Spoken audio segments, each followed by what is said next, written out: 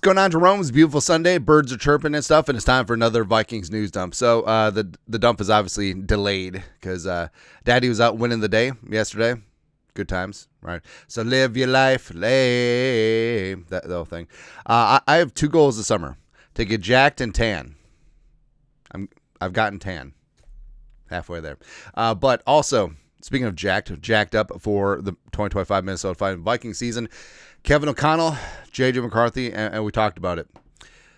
We aren't ready for the conversation of, well, I think it's just being Minnesotan, right? We're always looking for the downside of things and like, oh, what if things go wrong? And oh, this, oh, that, oh, negative Nelly, all that stuff. And to be honest, I mean, the Minnesota sports has sort of conditioned us to be this way, right? And also passive-aggressive, like Scandi thinking and all that stuff.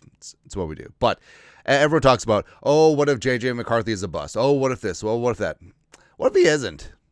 What if he's good? What if we have a good homegrown franchise quarterback for a long time? What if that happens?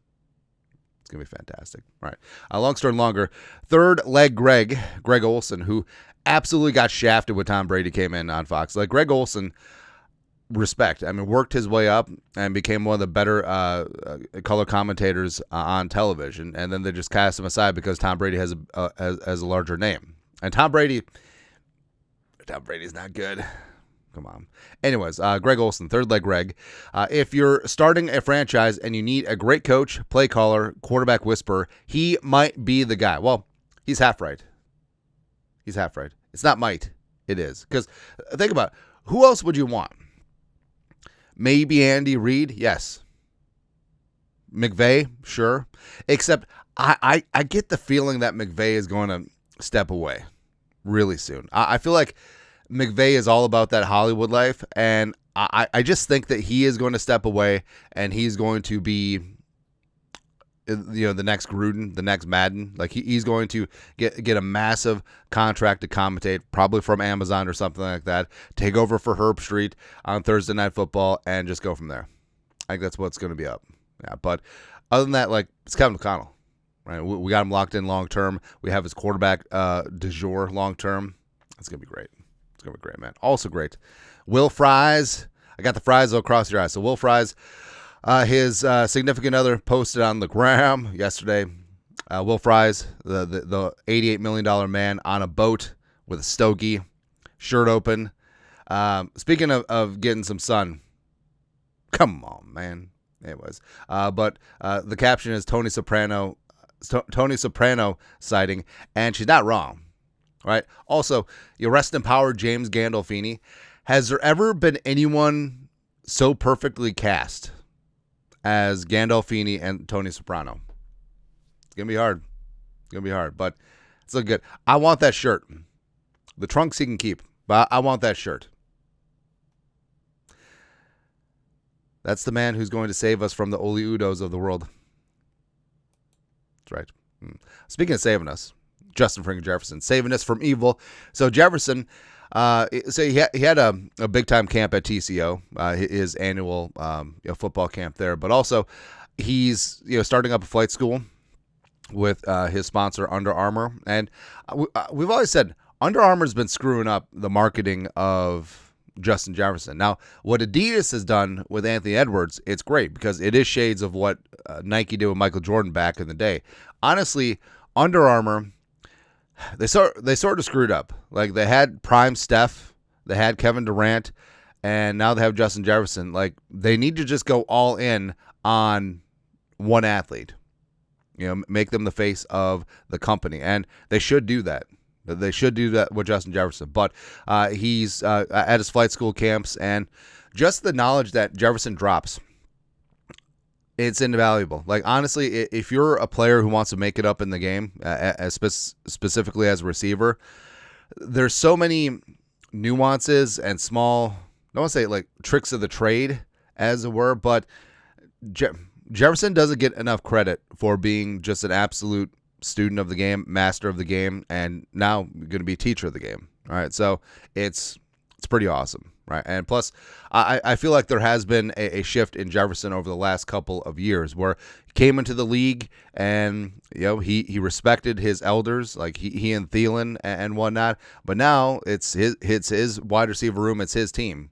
And that's exactly what he's doing. And I feel like you can just feel like the other receivers, the other young players on the team just gravitating towards his leadership. Plus him at voluntary OTAs is fantastic to see. So I think Jefferson, even though he's still young, even though he's still in the thick THICC of his prime, like he's become more of a teacher, more of a mentor, more of a leader.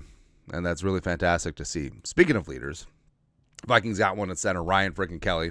A high-res photo there. But PFF doing up their top 10 of the positions. So Ryan Kelly still lands in the top 10 at center at number 8, which, frankly, I think is all right. All right. So Kelly, a little bit longer in the tooth, banged up a little bit last couple of seasons, but 8's pretty good. So you got Creed at 1, Linderbaum at 2. Oh, so that's what happens when an undersized center actually works out. Weird. Zach Frazier's at 3. Ooh, that's spicy. Now, I love Zach Frazier when he came out of West Virginia. Him landing with the Steelers is a perfect, stylistic match. Plus, I love Zach Frazier played in college with a broken leg. Just like no big deal. Eric McCoy, Vikings could have drafted Eric McCoy in the Bradbury draft. Same thing with Elton Jenkins at 9. I think Jenkins at 9 is low. Also, Jenkins can play all 5 positions and be Pro Bowl adjacent in all of them. You got Dahlman at 5, whatever. Is this a run blocking top 10? Because he sure as hell can't pass block. Yeah. McGovern at 6. Aaron Brewer, I like a lot. And it's so funny, that viral picture of Jalen Waddle going around looking thick, it's actually Aaron Brewer, which is just so funny to me. People don't know. People don't know, man. Then Yalda Froholt at 10, who I always kind of wanted Yalda, where just beyond the name, he sounds like he's from the Shire, Pride of Arkansas. Arkansas had a nice little run of centers there. You had Frank Ragnow, the Pride of Chanhassen, enjoy your retirement, as well as Yalda Froholt. Let's go, man. Speaking of let's go. So finally, I understand we're taking a victory lap with the whole Athletic and Rossini stuff. Don't care. Purple Persuasion. Rossini and Chase Daniel discuss how Aaron Rodgers signing with the Steelers affects the Vikings. Rossini believes this shows that Minnesota fully believes J.J. McCarthy is the guy. While the headline to me is 100% Aaron Rodgers is a Pittsburgh Steeler, I think 1C, 1D is J.J. McCarthy is the guy in Minnesota. No shit, Sherlock. This entire offseason, when you and your athletic cronies, sources. Oh yeah, Rodgers' agent just trying to gin up a market, huh? All this time, all the actions, it's been JJ show, JJ. That's it. But you, the media, trying to make the story about yourself, just trying to shoehorn in their serpentine style. It's like, oh, no, Vikings fans have to come to grips. Hey, fanboys, you have to come to grips that Rodgers is going to be your quarterback in a world. No, it was never going to happen. You know what happened? Rodgers and Kevin McConnell go way back like chiropractic. Kevin McConnell, Rodgers calling me. Should I hater button him? No. Hello? Do you want to be our quarterback? No. Click. That's the extent. That is literally the extent of the conversation. And Kevin O'Connell wants to be nice. He doesn't want to throw Rodgers under the bus, except you could tell. Every single interview, he's just like this close to revealing the truth. But it's okay. It's JJ's show. It's always been JJ's show. It's always going to be JJ's show. And now you coming back, you're trying to celebrate. It's like, oh, the whole time, it's been JJ McCarthy's. Shut up. Zero credibility. Done.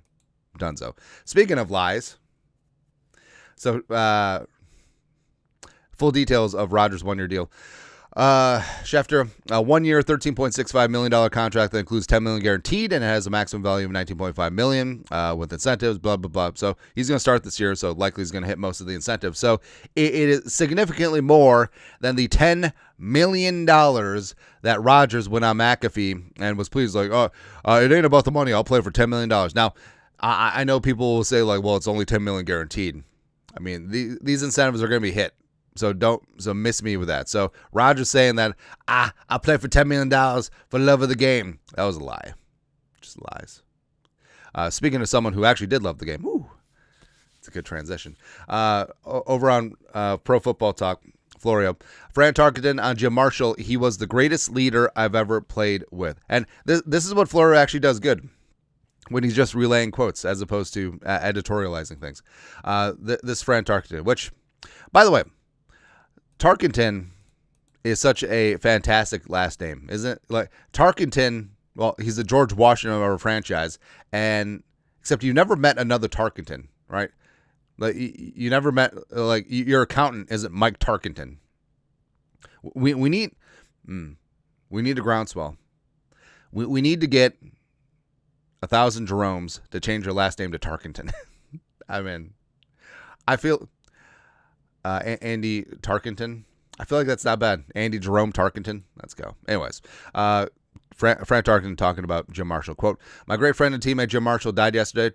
1961 was the first year of the Minnesota Vikings, long time ago. And on that team, was Jim Marshall and Fran Tarkenton. Did he go third person? He was the greatest leader in football that I've ever played with. In all the years of the Vikings from 1961 to now, there's never been a player leader like Jim Marshall. And that's the thing, too. Iron Man, team captain, and he was just that guy. And Bud Grant's said many times that Jim Marshall was his favorite player, and just fantastic. He's the face of the Vikings. He's the soul of the Vikings. Played in Minnesota 18 years.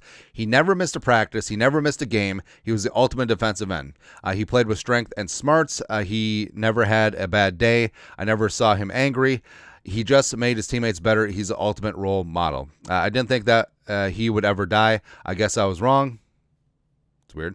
But he will be alive in the heart and soul of everybody who's come by him. Rest in peace, my friend. You set the standards. The Vikings will never be anything like they were, like they are without you.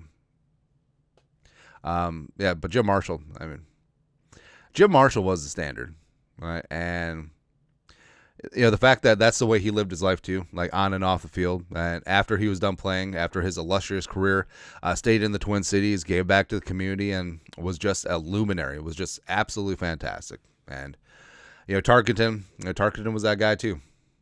And just great memories. And he's right, greatest leader in team history. Love to see that. Anyways, that's it. Vikings news dump for this beautiful, glorious Sunday. You guys are the best. You know what to do. Skol, production value.